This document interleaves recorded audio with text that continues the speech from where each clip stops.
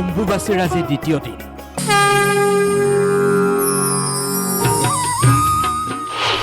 বিচিত্ৰ বেশভূষাৰ সাধু সন্যাসীৰে ভৰি পৰিছে নীলাচল পাহাৰ। শক্তিপীঠ কামাখ্যাত এতিয়া মায়াময় পৰিৱেশ। ধ্যান সাধনাত একাত্ম হৈ পৰিছে সাধু সন্যাসী। বিশ্ব শান্তি কল্যাণৰ বাবে অহৰ্নিশে চলিছে যজ্ঞ। মাজনিশা ভূতনাথ শ্মশানত অঘৰী বাবাৰ তন্ত্ৰ সাধনা।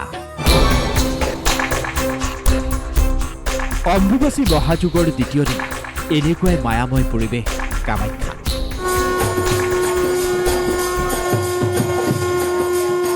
নীলাচল পাহাৰলৈ দেশ বিদেশৰ হাজাৰ হাজাৰ ভক্ত আহিছে। মাৰ আশীৰ্বাদ বিচাৰি এনেদৰেই দূৰ দূৰণিৰ অলেখ অজস্ৰ ভক্তই ভিৰ কৰিছেহি এই নীলাচলত। ধ্যান সাধনাত একাত্ম হৈ পৰিছে সাধু বাবাসকল। বিচিত্ৰ বেশভূষাৰ সাধু সন্যাসীসকলে দৃষ্টি আকৰ্ষণ কৰিছে ভক্তসকলৰ।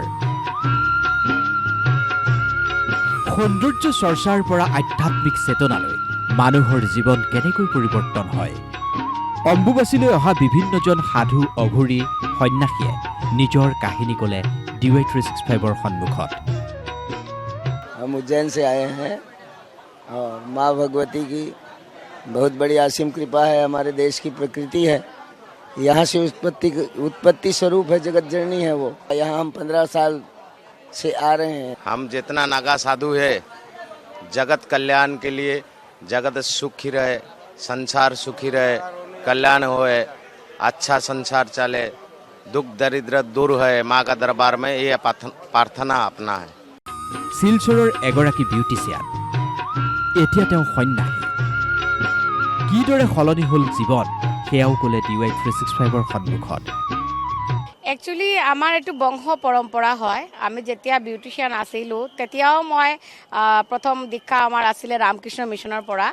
তো তেতিয়াও মই ঘৰতে পূজা পাঠ যেনেকুৱা নৰ্মেল মানুহ কৰি থাকে এনেকুৱাই তেতিয়াও মই কৰিছিলোঁ। আৰু মই সেইটো মানে সদায় কৈ থাকোঁ, মানুহ চাকৰি কৰা বা মানুহ বিজনেছ কৰিলে সেইটো সাধনা হয়। আমাৰ নিত্যদিনৰ কৰ্মটোও এটা সাধনা, আৰু সেইটো কৰ্মই আমাৰ আগত আধ্যাত্মিক মাৰ্গত লৈ যায়। নাগা সাধু কিন্নৰ সকলো এতিয়া ধ্যানত মগ্ন। বিশ্ব শান্তিৰ বাবে অহৰ্নিশে যজ্ঞ চলিছে নীলাচলত। ৩৩ কোটি দেৱী দেৱতাক সন্তুষ্ট কৰাৰ বাবে এই যজ্ঞ চলিছে।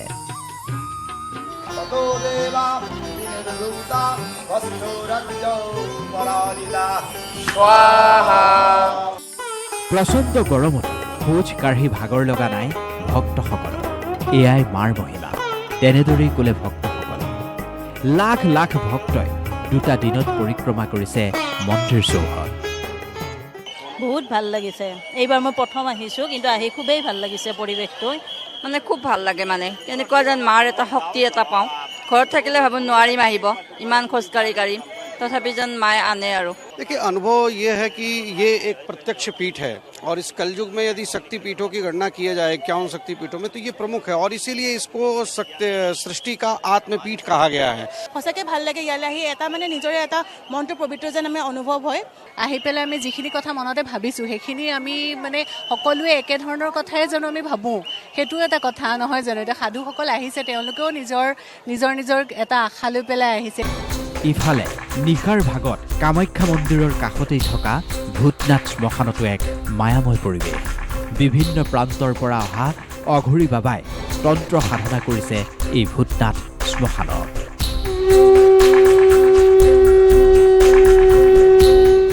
ভূতনাথত থকা কালী মন্দিৰত মা কালীক তুষ্ট কৰাৰ বাবে চেষ্টা কৰিছে বহুজনে। पूजा हम लोग करते महाकाल को, जो काम करते, जो पूजा करते हैं वो गोरखनाथ का माने भोलेनाथ शिव का अघोरी को पूजा करते हैं और काली को आराधना करते हैं। हम लोग सब उसको तप करते हैं, उसका पूजा आराधना करते हैं, उसका शक्ति बोलते हैं माँ जी। जिसका पास कोई खराब बुरी शक्ति है उसके विनाश करने के लिए हमको ये आराधना करना पड़ता है। मुठते दूर दूरनिर পৰা অহা লক্ষাধিক ভক্তই এতিয়া ২৬ জুনৰ সূৰ্যোদয়লৈ অপেক্ষা কৰিছে। মন্দিৰৰ মূল দুৱাৰ খোলাৰ লগে লগে মাৰ আশীষ ল'ব অলেখ অজস্ৰ ভক্তই। Bureau report DY365।